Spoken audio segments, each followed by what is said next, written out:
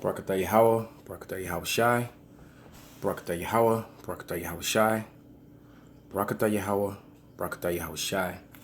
This is your brother Malcolm from the branch of GMS here in Chicago, giving all praises and glory unto Yahweh Bashem Yahweh Shai, whom I worship.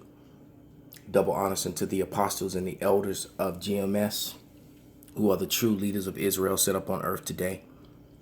And salutations to the Akim and the confusion to face Akim that are doing this work in truth and sincerity, risking their lives and their freedoms to do so. And salutations to the few Akwaf that are listening and learning. This is a response to a video that the whole Chicago camp has been doing on how to be an asshole. And learn to be an asshole doesn't mean that you're being a tyrant. It doesn't mean that you're not showing love, compassion, and brotherly love to your brothers. But for you men who are in positions, from sergeants and officers and lieutenants, captains and co-captains, you have to be stern, all right, with your men. Because what I found, if when you two buddy and you hang out, in the military they call that fraternization. And that lack of respect begins to creep in, because when people think they're your buddy, they assume that they can talk or say anything,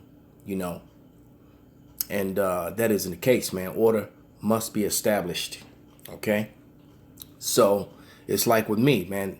Don't get it wrong, man. I love my brothers, and I feel like, or I try to prove that to them as much as possible. But I remember when Apostle Tahar and Apostle Gabar said something, all right, many years ago, all right? And because if you've ever been blessed to be around them, man, you know how warm and welcoming and brotherly they are, even though there are austere men and very spiritual men. But, man, they do make you feel welcome and show you brotherly love like a brother, man, first, all right? And then they establish their order, man, and that's what happens when you're around them. But I remember them saying how they keep a distance from their men. And it's good that the men hang out and do social activities and things of that nature and get together. I love it when I'm looking at group me and I see how my men, because these are men who are on the battlefield together. But you as a leader, you cannot do the same thing. You have to have a certain separation from the men that you have been appointed over, because you don't want that familiarity to sink in. That's when that lack of respect in your place among them begins to fall, when your men feel like they're too close to you, where they can just say and do what they want to. And that's order, man. All right? That's the way it's done. Ever since that order was established through Yahweh Bashem Yahweh Shai, through Moses, down to the men of Israel. And you can clearly see that when you read in Chronicles and Kings, in Samuel, when you read about how the men dealt with under King David, and how orderly his men were. His men would kill you, if you got out of order, man. Okay, so with that, let me read a couple scriptures.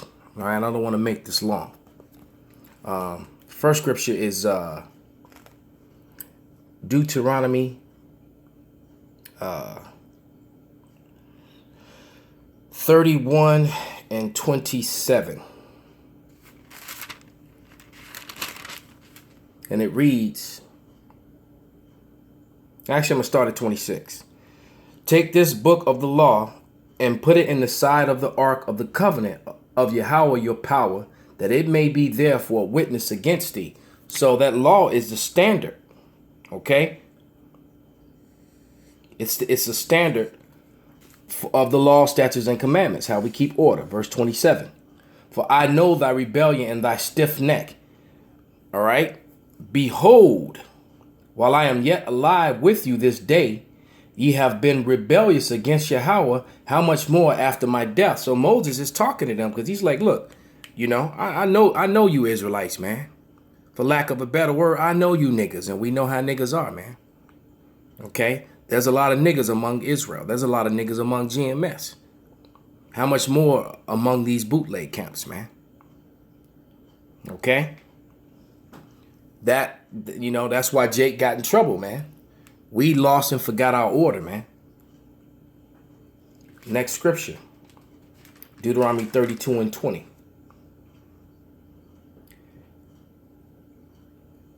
And it reads, actually, I'm going to start at 19.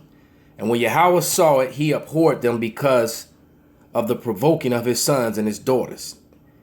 Point in verse 20. And he said, I will hide my face from them, and I will see what their end shall be.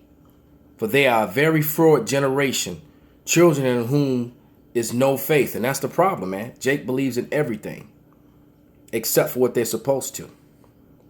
You know, I can't think of the exact scripture, but the one that states how if this were another people, they would have hearkened unto me. If we were out there telling the Australians that they were the people of the Lord and only them, you know, there would be Australians on the line in front of every camp. You know, they would come, but our people do not consider, man.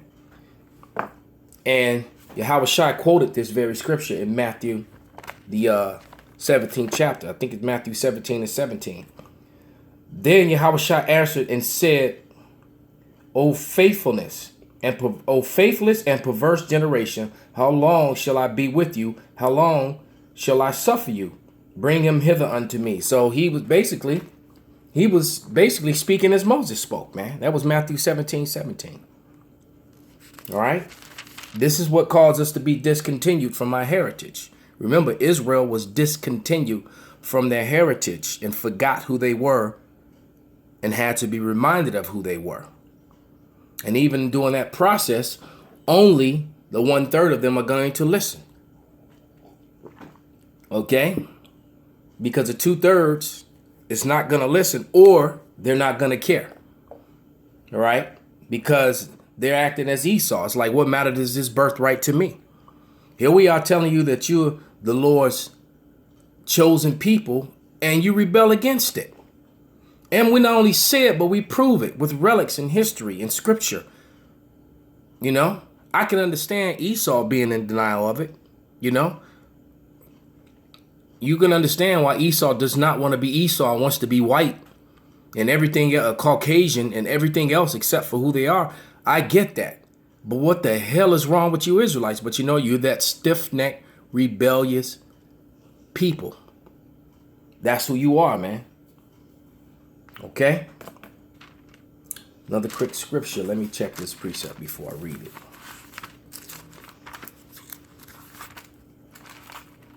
Let's lock it.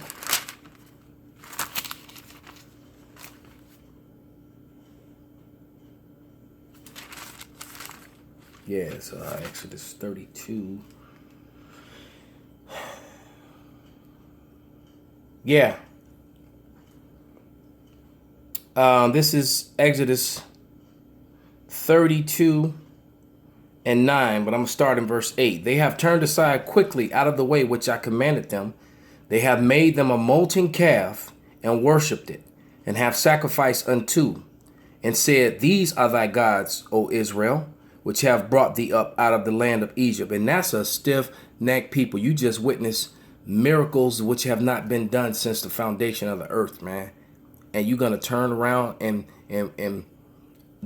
worship some gold that's been melted down into the form of a damn calf, which can't stop itself from having its throat slit and being sacrificed or being cooked.